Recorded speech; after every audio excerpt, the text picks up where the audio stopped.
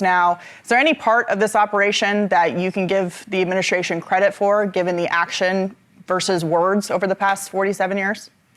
Look, I think that Trump made a very clear promise when he was on the campaign trail, when he wanted people's votes, and that was that we were not going to engage in yet another war in the Middle East. And that's exactly what he's done here. The reality is there was a diplomatic solution in place. It was the Iran nuclear agreement that was already in place where we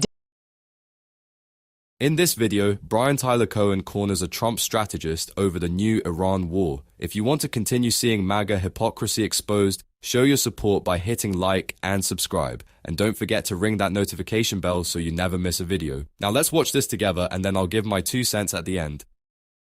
Leaders have refused to surrender, but there are reports of IRGC defections, and now the U.S., Israel, and other allies are continuing to turn up the heat with broad strikes deeper inside Iran. So how long will it take to achieve or force unconditional surrender? Joining us now to discuss, former White House spokesperson and CGCN Group Senior Vice President Harrison Fields and progressive YouTuber Tyler Cohen. Harrison, I want to start with you. It's only been 10 days. I understand that Americans don't want a drawn-out forever war. Completely understandable. It takes a lot of blood, treasure, and money, especially when there are other threats in the world, like China, for example. But the president, I think people should give him some time to let this play out. What do you think? Well, first, Katie, congratulations on the show, and it's good to be here. Yes, it's been 10 days, and the reality is we've been at a level of a war with this regime for over 47 years, and we've had many administrations capitulate. The Obama administration do bogus deals with the Iranian regime, and you finally have a president in Donald J. Trump who is standing up to this regime to protect the American people and to protect our allies, not just Israel, but our allies across the globe. The president should be hailed for this success. We want it to end soon. We want no more American casualties, but the president had to act, and he did it decisively with clear objectives, and we have to give him some time to let this work out. Brian, is there any part of this, given that Democrats have overwhelmingly stated that Iran cannot have a nuclear weapon, their ballistic missile program is a problem, the president has obviously laid out the case, and of course, as Harrison just said, the regime has been murdering Americans for decades now. Is there any part of this operation that you can give the administration credit for, given the action versus words over the past 47 years? Look, I think that Trump made a very clear promise when he was on the campaign trail, when he wanted people's votes, and that was that we were not going to engage in yet another war in the Middle East. And that's exactly what he's done here. The reality is there was a diplomatic solution in place. It was the Iran nuclear agreement that was already in place where we didn't have to send Americans to die in yet another war in the Middle East. But Donald Trump didn't like that Obama had negotiated it, so he ripped it up. And then he found himself in the same position where now there is a problem in need of a solution. And so his solution here was to undermine his own stated campaign promise, which was to engage in yet another war, the exact kind of war that he condemned when he was pandering for people's votes. Harrison, the JCPOA, which is the nuclear agreement that Obama negotiated, and he then sent the Iranians billions of dollars in cash, which they then used for terrorism and to target Americans, only delayed them getting a nuclear weapon, and it didn't address their ballistic missile program at all. So it had nothing to do with Obama negotiating it. It had to do with the Iranians cheating the entire way and negotiating in good faith, and that's exactly what happened this time around, with Witkoff and Kushner going back and forth, negotiating with the regime and telling the president, they're lying to us. What do you want to do about it? Yeah, you're exactly right. And that was one of the bogus deals that I mentioned earlier. The Obama deal was a deal in name only. You have Democrats now that are trying to stick it to the president, saying, well, if the nuclear capabilities were destroyed, why go after them now? You're acknowledging that there were nuclear capabilities on the horizon, which is exactly why this administration took decisive action. And we already know what they were going to do with that. They were going to come after us. They were going to come after Israel, and they were going to become a North Korea, if you will. So the president had to act. For my colleague here on the panel, who can't state the obvious, that this was a decisive attack on a current threat. And I'm assuming he stands up for women and probably part of the Me Too movement. At least hail it as a success that women in Iran, after this is done, will likely have a new life, a new ability at freedom, which is exactly what the president wanted to do. And the last point I'll say, this president did not start a war. He is ending a war that was waged upon us for 47 years that has killed Americans at home and abroad. We have to hail this president as a success and give him the time to allow this to work out.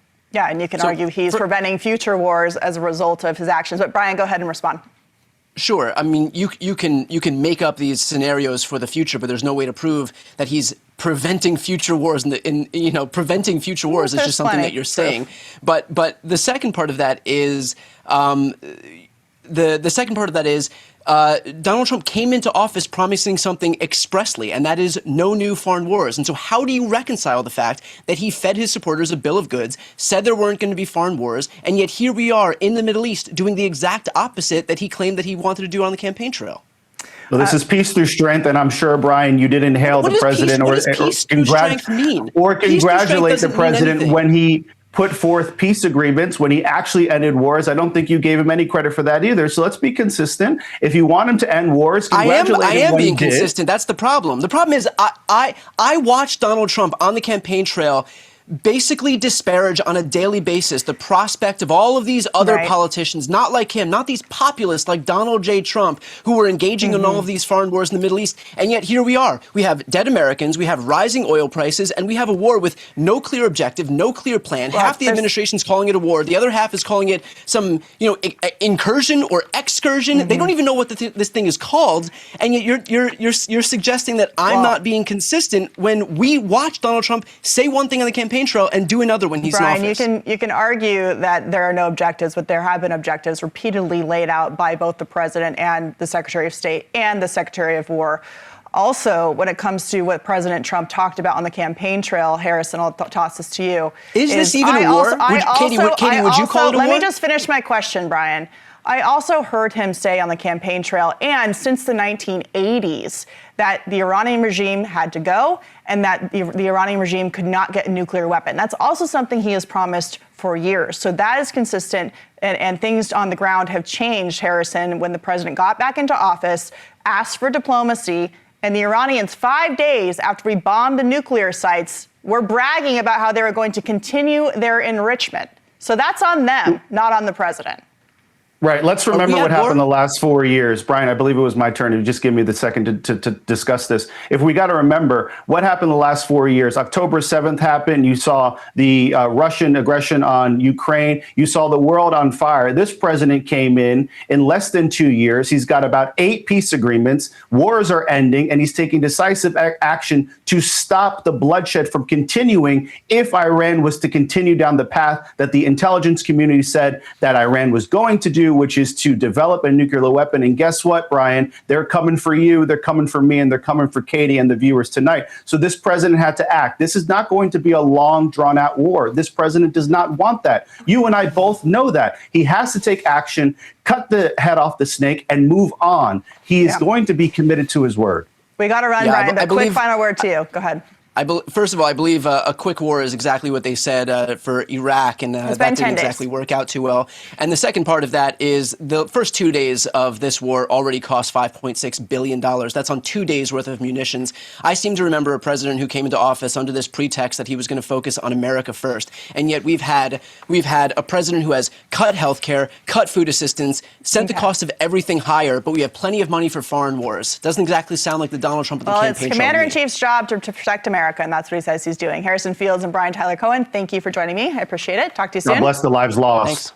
Yes, indeed. Thank you. All right, now to this video showing the U.S. eliminating mine-laying vessels in the Strait of Hormuz. President Trump ordered the strikes over reports. Brian Tyler Cohen absolutely nailed it here, exposing the glaring contradiction at the heart of Trump's foreign policy. For years, Donald Trump and his MAGA allies campaigned on an America First isolationist platform, claiming they were the only ones who could keep us out of endless wars. They endlessly criticized previous administrations, specifically targeting the Obama-era Iran nuclear deal, a diplomatic solution that successfully contained Iran's nuclear ambitions without firing a single shot. But Trump tore up that agreement out of sheer spite. And now we are seeing the catastrophic results. Instead of diplomacy, we are now neck deep in a new Middle Eastern conflict that has already cost billions of dollars in just a matter of days. As Brian rightly points out, this is the exact opposite of what Trump promised his voters. While Republicans try to rebrand this as peace through strength, the reality is that American service members are being put in harm's way, and working-class taxpayers are footing the bill for yet another foreign intervention while domestic programs face the chopping block. This isn't just about a broken campaign promise, it's about a fundamental deception of the American electorate. The MAGA base was sold a false bill of goods, and now the entire country is paying the price. The media needs to stop carrying water for this administration's shifting goalposts and start holding them accountable for the very conflicts they swore to prevent. So, what do you think? What was the weakest part of the Trump strategist argument? Let me know in the comments below. And if you enjoyed this breakdown, make sure you hit the like and subscribe buttons for more and ring that notification bell so you never miss a video. Thanks for watching.